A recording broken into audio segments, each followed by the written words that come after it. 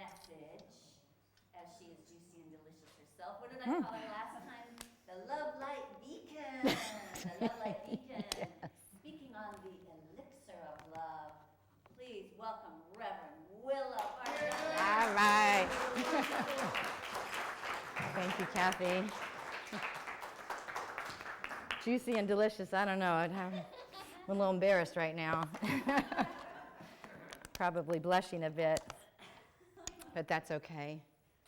Good morning, everyone. Good morning. So good to see you. It's so good to be here. Whew.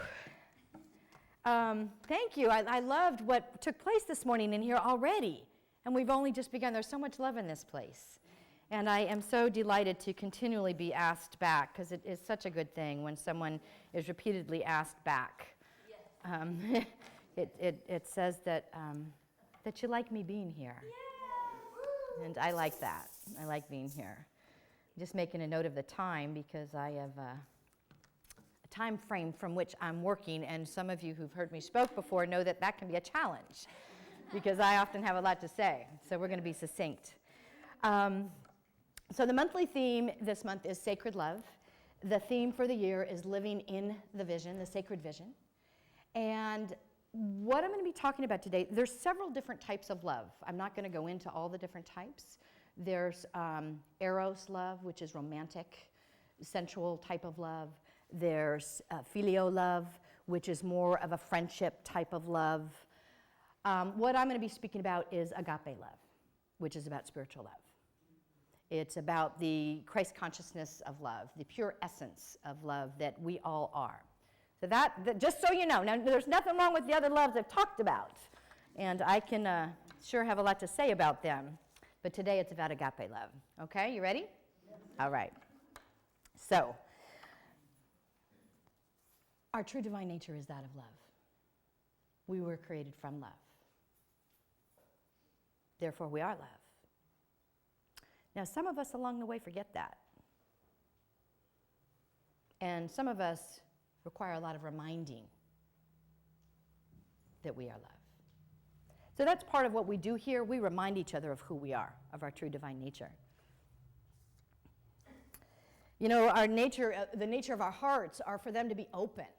The heart is open. You know, this bracelet, I love this bracelet. A dear friend of mine, it belonged to her, and it's got a heart on it, and what I love about it is it's very nicked and dinged, and it's got little cuts in it, you know, little grooves and crevices. There's probably little Band-Aids on there that you can't really see. You know, that's what our hearts are like. They're nicked and they're dinged and they're bruised and they're tender. Yet the nature of the heart is to be open.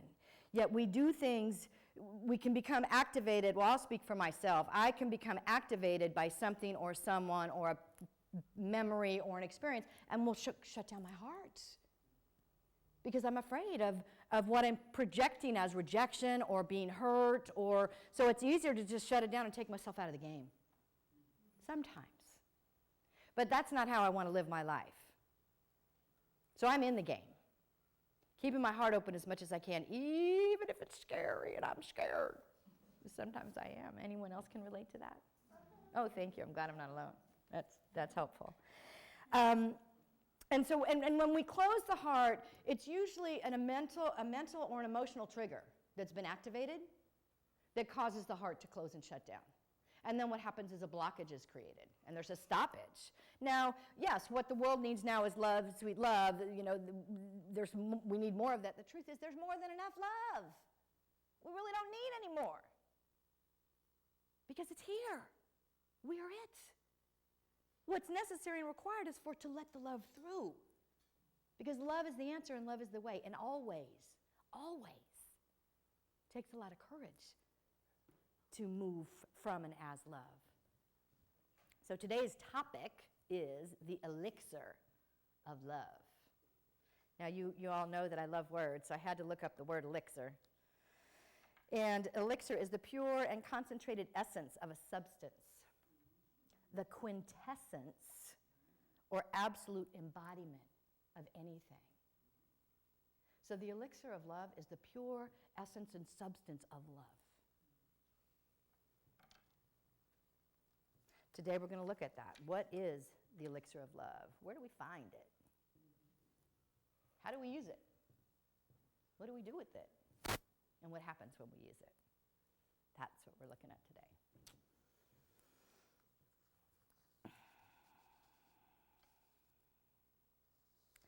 So I was preparing to come up with the idea for the talk. I have a time frame in which I've got to give the talk title to Kathy so it can go on the board outside and be put in the newsletter. I've got to give a blurb, and you can see that there's no talk title on the board outside because I was a little slow in getting it to her, because what happened was I was on an emotional run in my mind.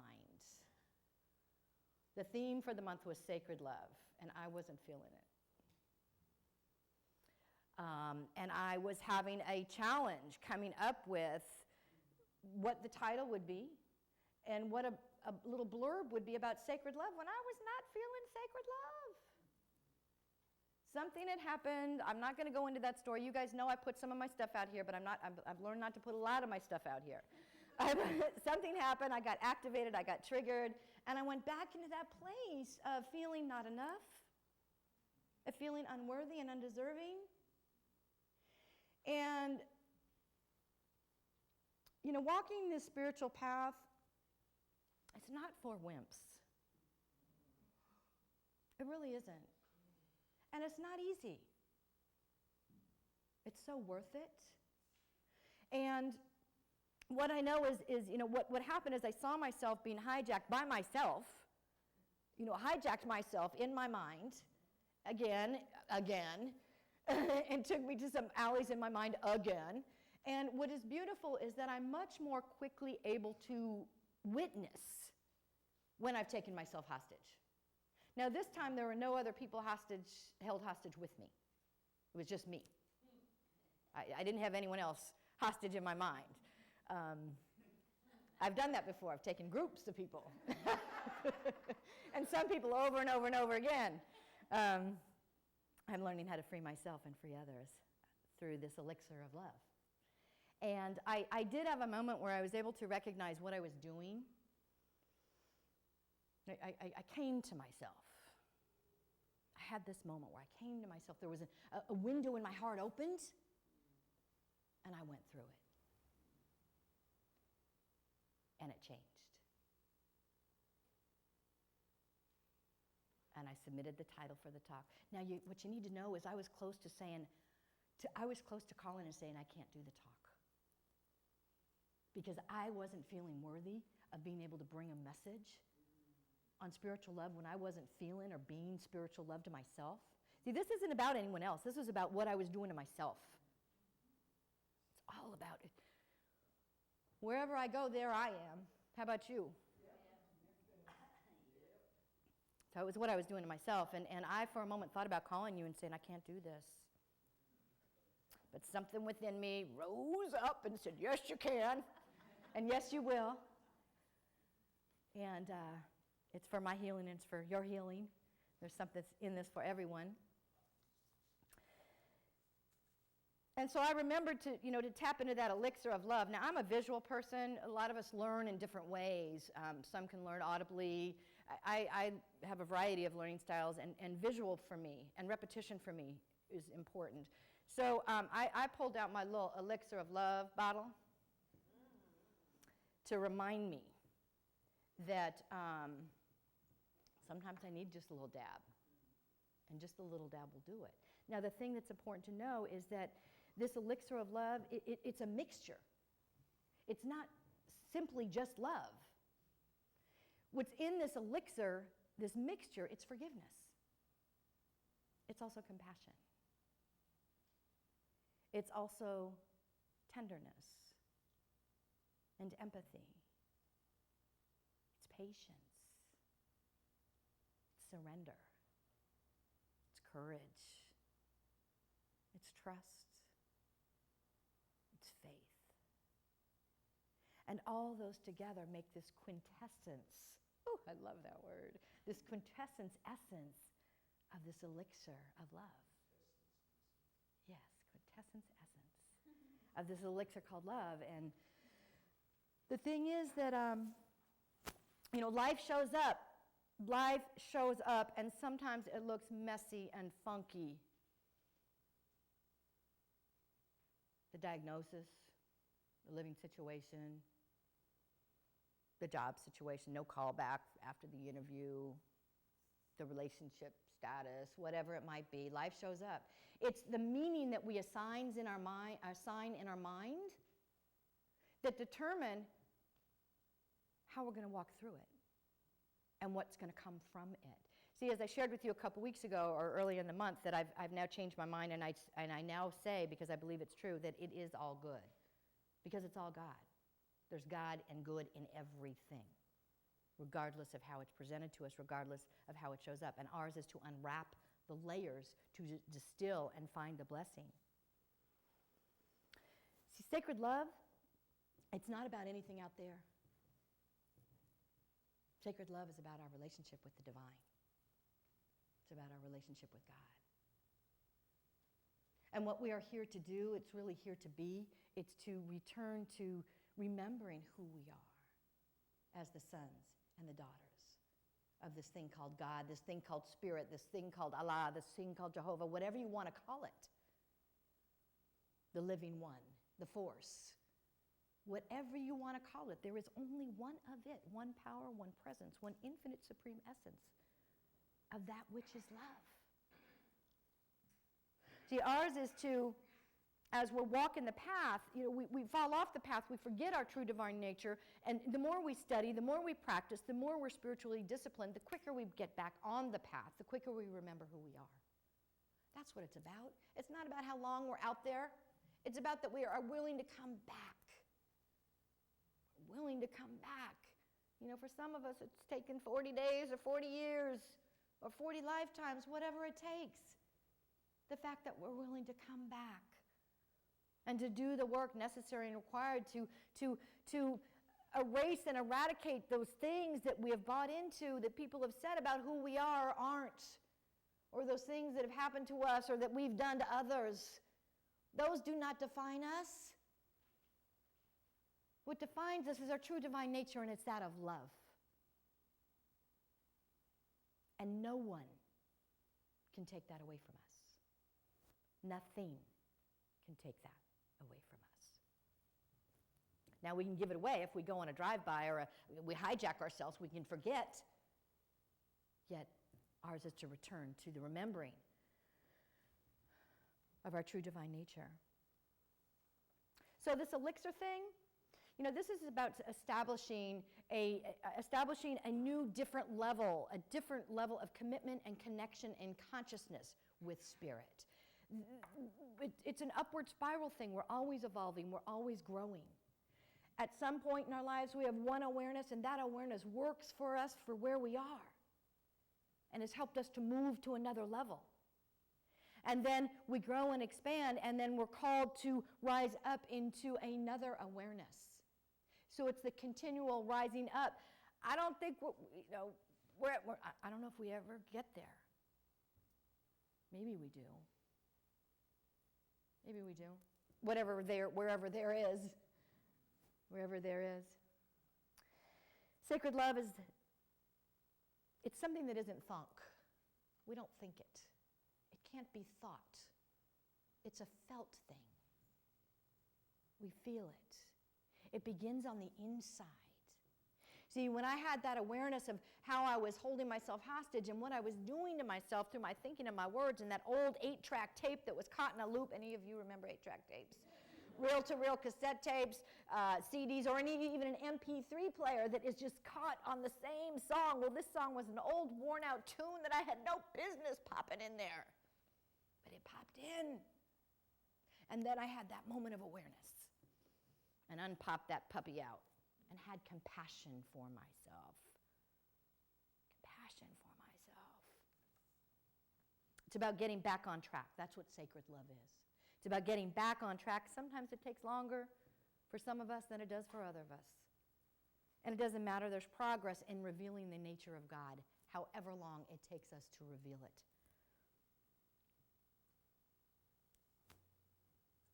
I recently had a conversation with a new friend of mine. And he shared with me an awareness he had of passing judgment on a situation in his life with someone.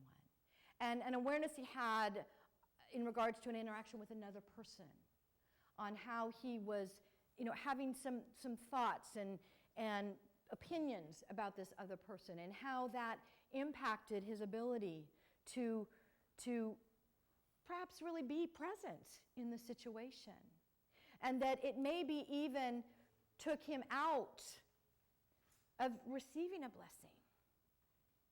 And this man shared this with me, this process that he went through, and this realization he had,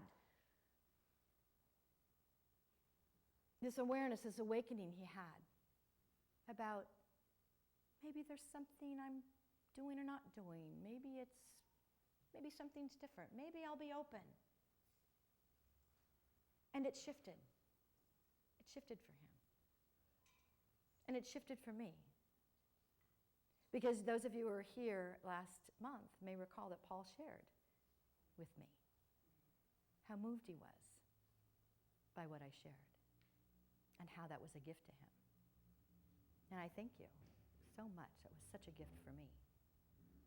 We never know where it's going to come from. I had the opportunity earlier before the service started to talk with David. And David was aglow in the awareness of who he is, and created the opportunity for me to be in that space and to see you and to share that. I felt that. I didn't think it. You didn't think it. Maybe you thought it. Both. Yes, because of your analytical mind, and I know what you mean about the both. Yes. There was something so beautiful that happened in that moment. Thank you. Thank you. I really believe that all each of us wants to know is that we matter and that we are loved.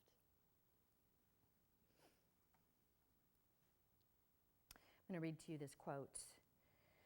God's perfect idea of man is the basis for every living soul, and we must believe this and act as though it were so. When we dislike people or ourselves, we are bearing witness to our small and limited viewpoints. The people in whom we fail to find good are born of the same mind, operate under the same law, and express the same life as we do. Our inability to see our divine nature, our divine origin, is our self-created stumbling block. Our inability to see our divine origin is our self-created stumbling block.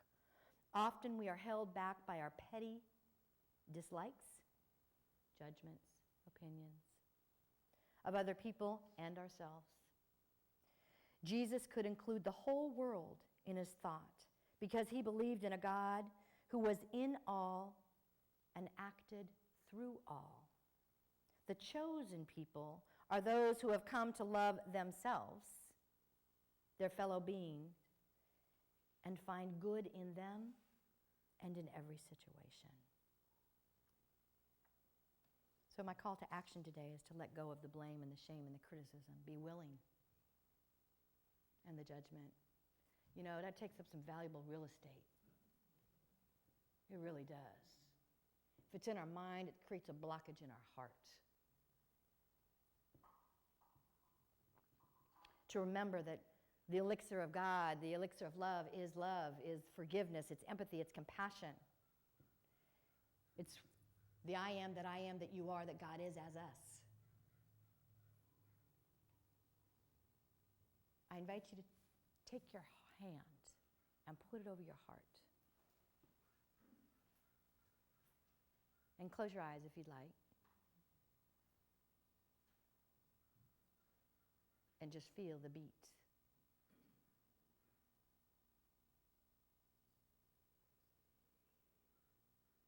Now that's the elixir of love. That's the rhythm of love. The heartbeat of love.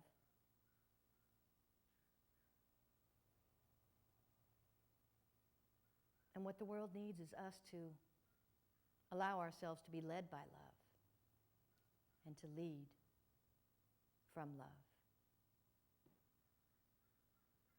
And so should you find yourself in a place where I have found myself and probably will continue to find myself on occasion in a place of criticism or fear or whatever, remember the beat of the heart is the heartbeat of God and the heartbeat of love and the true nature of who you are and I am and who each person is.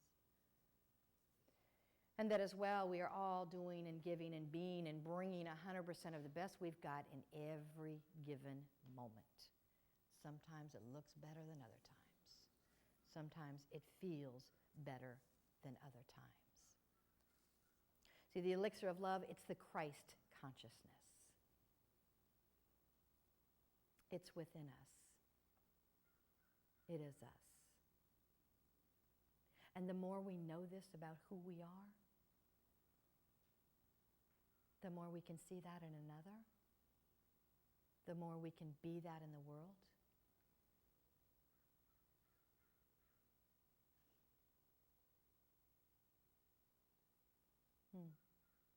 And how beautiful is that?